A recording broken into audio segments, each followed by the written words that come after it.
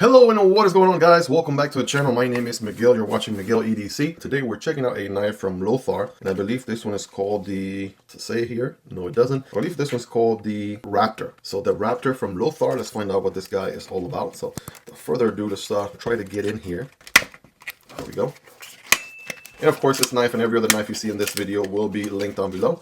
If you guys want to check prices, availability, and variants, definitely check out those links. Got a silica gel in the box, and they do come in this nice pouch with some carbon fiber looking aesthetics to it. The Lothar logo, right, zipper, right, good stuff. And let's see what the Raptor is all about. Man, oh man. All right, so far looking pretty good. It does come with a fabric pouch as well, so you can carry an either or. And here is the knife itself, looking fire. We have the user manual, you guys are welcome to, maybe in English. There you go, that'll probably help you a little better. Read through if you want to. Go ahead and check on this guy, the Raptor from Lothar. Now I'll tell you what, man, right off the bat, the aesthetics on this thing are looking pretty good, pretty epic. Let me give it a nice little wipe here, right? There's some oils there for preservation or what have you, so making sure to avoid any rust. You can get it as pristine as possible. All right, first impressions on this. I'm looking at the, it looks like G10. It says G Mascus inlays. It definitely looks that way with the black and red going on. That's looking pretty epic. Let me get you a zoom in right here. And I'm looking for maybe a gap somewhere, right? Maybe it doesn't line up properly somewhere. But man, this is like spot on. I don't see a place anywhere where there's a gap or something doesn't align properly. It is absolutely spot on. So definitely good job there, Lothar, for sure. And we do have stainless steel on this one. So I like the fact that they kind of finished them in this kind of gray color, right? I do love monochromatic knives, and it kind of gives you titanium looks without necessarily having to pay titanium prices. So that's nice. We have a deep pocket carry clip, not reversible, about that deep into the pocket right there. And this one seems to be a plunge lock, button lock as our only deployment option. So that's the interesting part. So we don't have any other way to deploy this knife. No thumb studs, no front flipper, no back flipper, just the plunge lock button. So if you're ready, I'm ready. Bam. All right, that actually felt pretty good. There we go. It is on ball bearings with an internal, or we do have an internal track in there with an internal stop pin. So that's pretty clean there. Obviously brand new out of the box. I'm breaking it in a little bit. There we go, nice drop shotty action there. And we have a beautiful drop point blade here. Let's take a look what we got going on. Satin finish, flat grind going on. Definitely a large knife, no doubt about it, right? Kind of has kind of looks like a spear, but not quite. Right, we do have a flat grind that kind of goes up to this line that you can see on the knife there. And we have a pokey tip with some good belly, right? Good, nice, decent blade, not too narrow, not too tall. And again, this thing is a plunge lock, button lock. So kind of feeling a little bit of stick here, right, on the close, just to get it to break. Right, must be, again, a new knife thing. There we go. And of course the ergos, yeah, ergos are going to be pretty good. This thing doesn't lock you into any specific spot. So you have a lot of freedom here, right? You can do the hammer grip back here, like you can see here with my average size hands. Not the biggest, not the smallest. You can, you know, kind of choke a little bit further forward.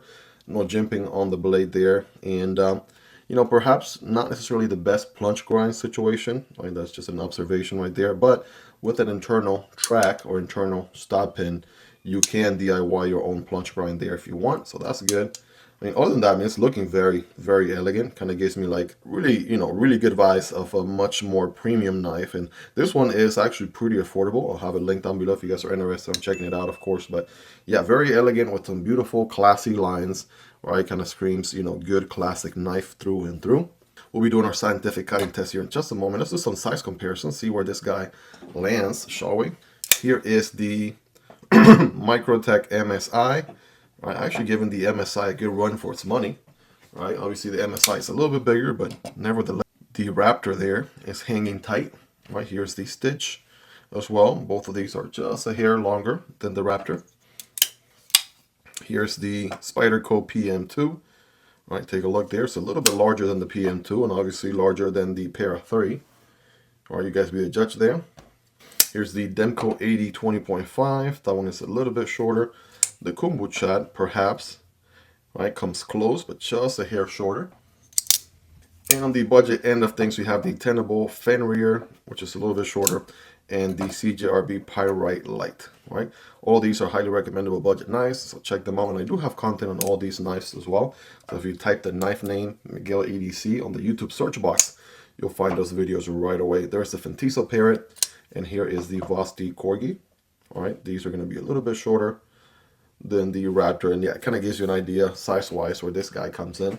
If I had to kind of give you a ballpark here, overall measurement, just around 8.5 inches, right? 8.5 inches. That's your overall length. And I have two other bonuses. One, we have the Lothar Leech King, right? This one's a liner lock with a flipper tab there, right? Very similar size. And they do make a fixed blade, right? Kind of looks like a throwing knife, but it is a fixed blade called the Lothar Porcupine. So they definitely have a little bit of everything, and they have been, I can tell you based on my experience with some of their earlier models, they have been definitely stepping up their game, kind of creating more quality knives and whatnot over time. So definitely that is something that gets me excited. Always love to see a company grow and do better and see their products, you know, improve over time. So that's good. We have 14C 28N steel on here, in case we hadn't already mentioned it. It's actually printed on the blade. Kind of big font. Would have liked it to be maybe tinier font right here towards the top to clean up the design quite a bit. I mean, billboarding wise, it's a pretty nice blade. We only have the steel there, which could have been printed just a tad bit shorter, if anything, right? A tad bit smaller. And we have the L, right? The L looks pretty clean on the pivot, right? And that's about it, right? Everything else is nice and flush and clean. We do have some milling on the inside for weight reduction, so that's always good. These are solid stainless steel handles with the Damascus inserts, right? G10 Damascus inserts right there. So overall, I mean, it feels pretty good, right? Not too heavy, not too light. Digging the action there with the button. Funny thing about it being a button deployment only, it reminds me a little bit of the Civivi Elementum button lock, the OG one, which was a button only knife. So in a way, is it a gravity knife or is it not? Because you don't have any other deployment options. So you're using gravity to deploy the knife. So is it the same deal here with this guy? Right? You don't have any other deployment options. So you're using gravity to, you know, deploy the knife. So yeah, very, very interesting. Kind of reminds me of that take right there with the OG Civivi Elementum. Right? Action is smooth with the ball bearings. It's just overall a very elegant knife. So let's do our scientific cutting test, shall we? All right, here we go. Piece of textbook paper, 14C 28N. Here we go. Oh yeah. Oh yeah. Definitely a slicer, no doubt about it. Get a feel for that edge. Yeah, that's pretty good. Cutting very nicely. There we go. Yeah. Is it going to cut paper? Of course. I mean, it should be able to do that at the very least. I got a piece of cardboard here, single wall cardboard. Right, it does become dual wall cardboard here towards the end. And remember, when cutting cardboard, don't cut perpendicular, but at an angle. So it should look something like this. Here we go. It's actually cutting pretty good. It does slow down a little bit once it gets to the dual cardboard area, but that's just any knife, right? Any knife, regardless of how sharp it is, will do that, because now you're cutting twice the material, right? Obviously, what matters is whether or not it can cut it, and it certainly can. Yeah, made quick work of that cardboard. You guys rate this thing in the comments on a scale from 1 through 10, 10 being the sharpest, right? How sharp is this guy? Rate that edge and let me know. The Lothar Raptor, right? Very, very interesting, very elegant knife here from Lothar. They are absolutely stepping up their game here with this knife. No doubt about it. Well, there you guys have it. That is a quick unboxing, raw first impressions overview video of the Lothar Raptor here. And again, so far making a great first impression. It is a plunge lock button lock. And I guess it would only be fair to do the stick of truth here, the subscribe stick of truth. And let's see, let's give it a couple of whacks here. All right. Right, that should be enough for what that is worth. Right, so I know some of you guys swear by that test.